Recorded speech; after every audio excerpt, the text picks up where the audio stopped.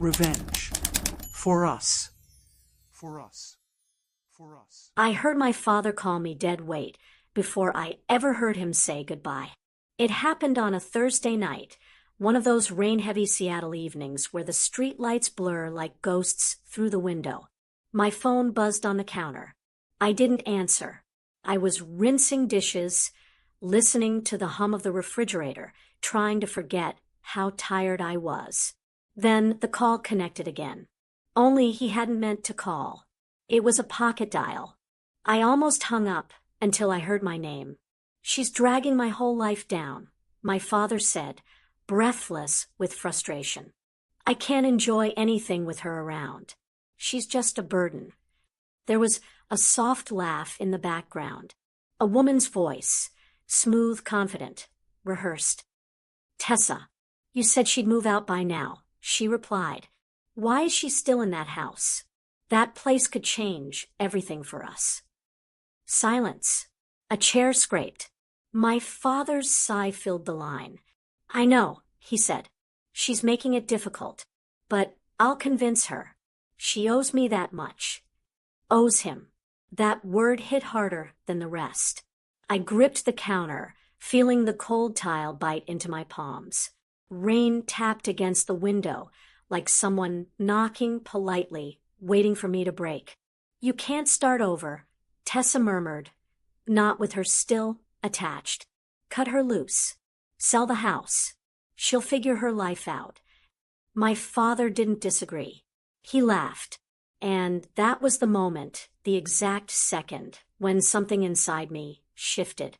Not anger, not tears, just a cold, perfect clarity. I listened until the call finally dropped. The screen went dark, reflecting my own face back at me, motionless, calm, strangely steady. "My name is Lena Marlowe. I'm 32, a dental receptionist in Seattle, and for most of my life, I thought loyalty meant endurance. I thought if I stayed patient, stayed useful, stayed quiet, things would eventually feel like family again. But that night, in the dim kitchen of a house I inherited, not earned, not demanded, but inherited, I learned the truth. I wasn't living in their shadow. I was funding their future. And they were planning a future without me. You're watching True Revenge, where every betrayal gets what it deserves. I didn't sleep that night. Seattle has a way of making silence feel heavier, the kind that settles into your bones, not your ears. I lay awake listening to the ferry horns drifting across Elliott Bay, trying to steady my breathing, trying not to replay every word I'd overheard. But my mind didn't listen. It kept looping back to one truth. They were already planning their lives without me. Before that night, I would have described my relationship with my father as uneven, loving in moments, disappointing in most. After my mother died, the gap between who he was and who he became widened like a cracked foundation no one bothered to repair. He stopped being present. I stopped asking him to be. We drifted into a routine built on obligation rather than affection. I paid bills when he forgot. I handled repairs he didn't have time for. I let him stay in the house for months at a time when Tessa would need space. I even ignored the fact that he'd quietly moved some of his mail to my address. A convenience, he called it. Convenience. I didn't realize how literal he meant it. The house, my house, sat in North Seattle, a quiet neighborhood with cedar-lined sidewalks and families who talked about ski trips and summer cabins. I inherited it from my mother when I was 24, long before I understood what a $980,000 property really meant. I kept it because it felt like the last place her voice still lived. The wallpaper she chose. The kitchen tiles she insisted on. The small scuff on the hallway wall from when she and I carried in my first dresser. My father never treated it that way. To him, it was comfort, shelter, a fallback plan. To Tessa, it was opportunity. The first time she came over, She looked around with too much interest, fingers grazing the fireplace mantel, eyes drifting to the windows like she was taking measurements. She complimented everything in a tone that felt like subtle possession. "This place has potential," she said, smiling at my father. He smiled back, not at me, but at the life she was painting for him in real time. I tried to ignore these moments, tried to convince myself I was imagining things. After all, I wasn't wealthy. I wasn't special. I was a dental receptionist who sketched at night when work felt heavy and paid property taxes slowly, month by month. But my mother had left me something solid, something they both seemed to want. For years, the signs were small. Another accidental suggestion from Tessa about renovations. Another conversation about shared family assets. Another time my father hinted that he deserved a stake in the home. I brushed each one aside, naive enough to think the pressure came from insecurity, not intention. Looking back, that was the first fracture. Not the call, not the words, but the slow, creeping realization that they didn't see me at all, only what I owned. And the night I heard the pocket dial, everything clicked into place like a puzzle that had been forming behind me while I faced the wrong direction. They hadn't suddenly turned on me. They'd been preparing to. Ahead of me was the fallout and the truth I had yet to uncover. The morning after the pocket dial, I moved through the house like someone walking through a memory they weren't sure they still belonged to. The walls felt thinner, the air colder, as if the house itself knew what I overheard before I admitted it out loud. I didn't confront my father. I didn't slam doors or demand answers. My father came over that afternoon unannounced, which was normal for him. He walked in without knocking, also normal, but his tone wasn't. He was rehearsed.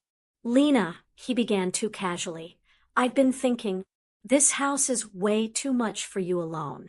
Maybe it's time we consider something more practical." Practical. The same word people use before taking something that isn't theirs.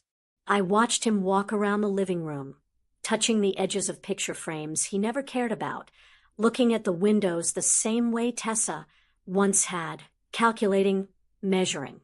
"You know," he added lightly, "Tessa and I found this beautiful condo in Bellevue, right by the water. We could all move in together. Start fresh." The image alone was suffocating. "I'm not leaving this house," I said quietly. His smile tightened, not disappointment, irritation. "Well," he exhaled, "think about it. It's a family decision." Family, a word he used like currency, only when it benefited him. Over the next week, the pressure escalated in small, weaponized ways. Tessa began calling more often, leaving chirpy voicemails about making the transition smooth. My father sent me listings of apartments in cheaper neighborhoods I had never considered living in. Then he started guilt-tripping. "You know, I've always taken care of you. You wouldn't even have this house if it weren't for me managing things after Mom passed. You owe me a chance at a new life." Each sentence was a thread pulled from the same tangled lie, that my stability belonged to him. But the real betrayal came days later, wrapped not in words, but in paperwork.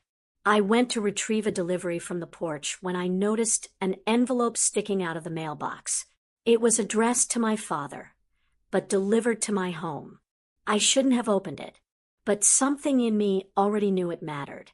Inside was a refinance application. My home, my deed, my signature, forged neatly in blue ink. The breath left my lungs in a single, hard exhale. They weren't just planning to convince me. They were preparing to take everything before I realized it was already gone. Suddenly, Tessa's comments made sense. Her lingering looks around the house. My father's sudden interest in shared family assets.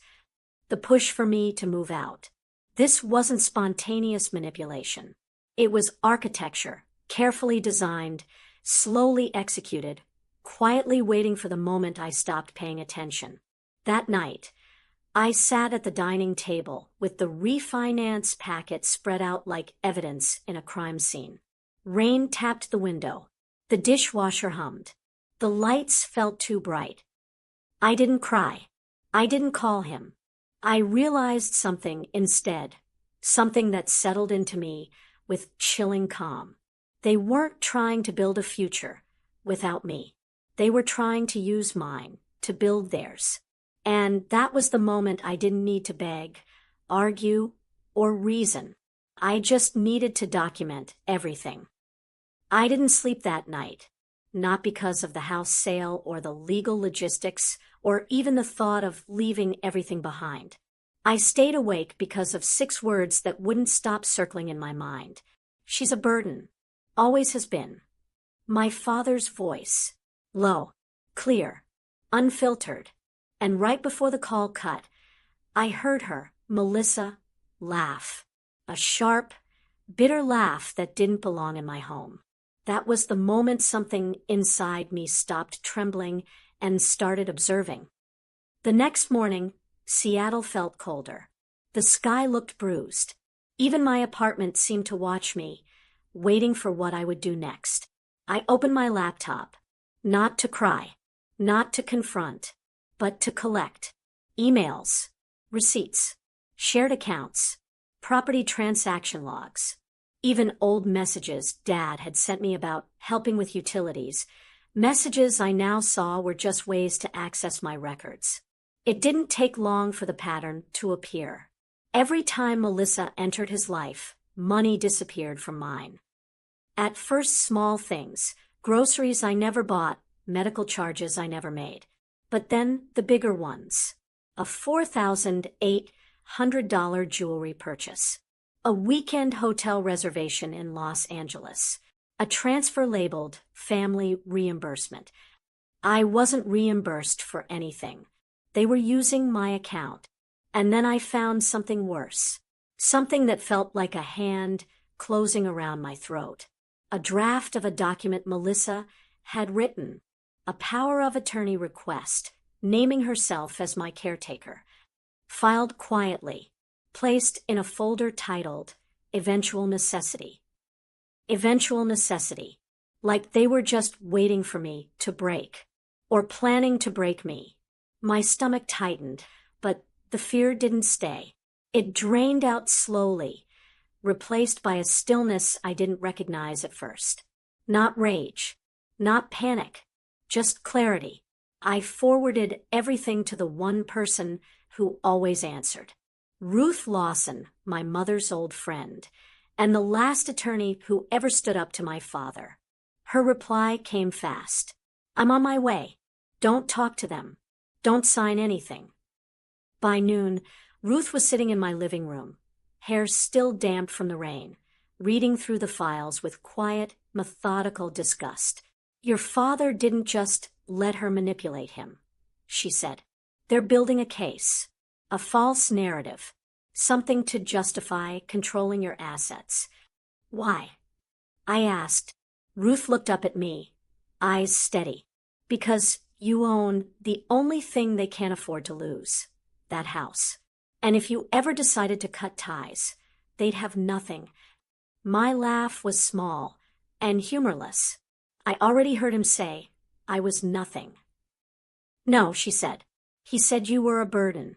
That means you cost him something. And people like your father don't like losing resources. Resources, not daughter. A different kind of silence settled in me, then, colder, cleaner. Ruth closed the folder.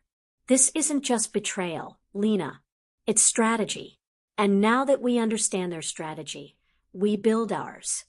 I nodded slowly, feeling something shift into place inside me. Not strength, not vengeance, precision. Tell me what we do next, I said. Ruth smiled, not warmly but knowingly. We start by removing the one piece from their board they never imagined you'd give up. Ruth didn't waste time. She spread the documents across my dining table like pieces of a crime scene.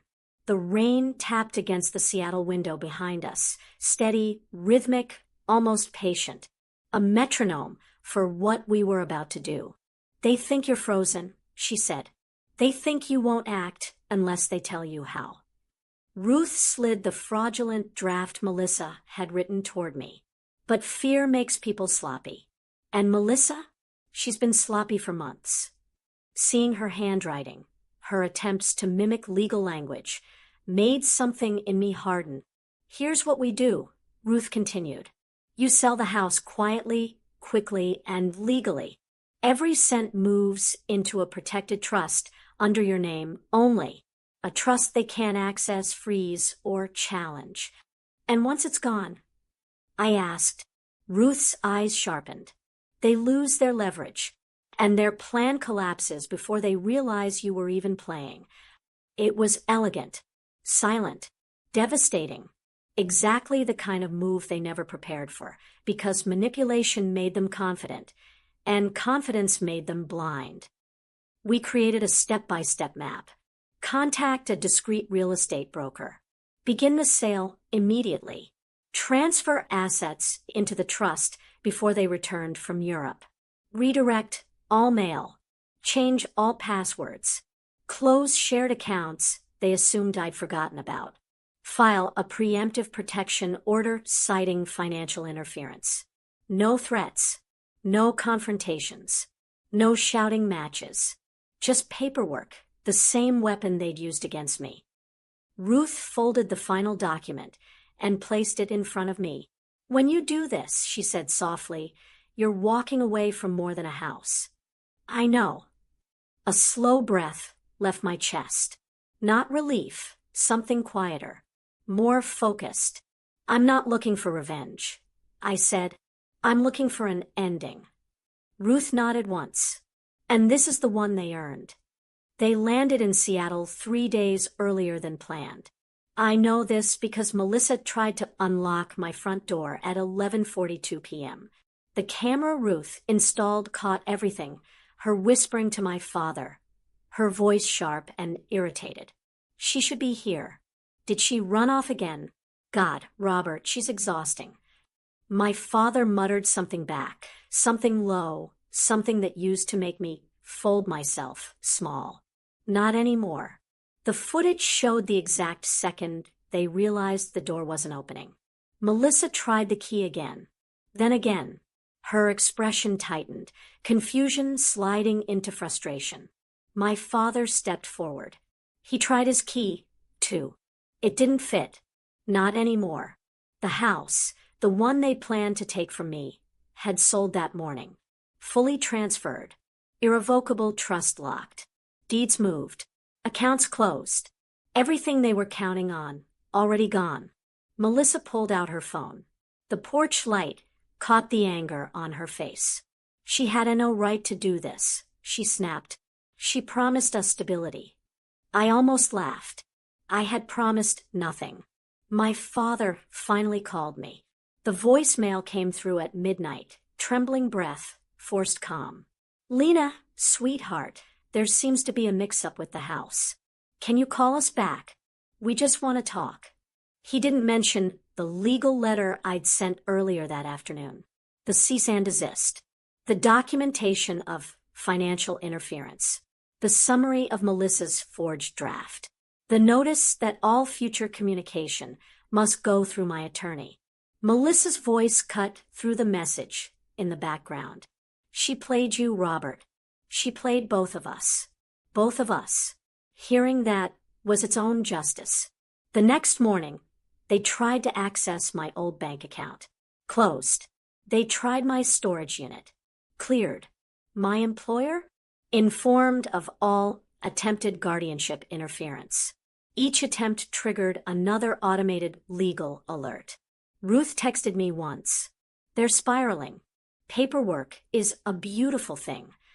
That evening, as the sun set behind Capitol Hill, I stood in my new apartment, smaller, quieter, mine, and watched the city lights flicker like distant signals.